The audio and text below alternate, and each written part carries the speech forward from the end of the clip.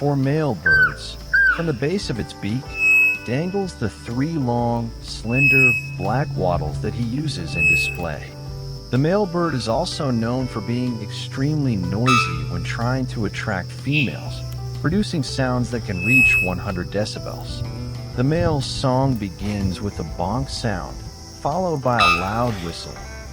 And here is the most unexpected twist. A female bird flew in, and they started their mating rituals.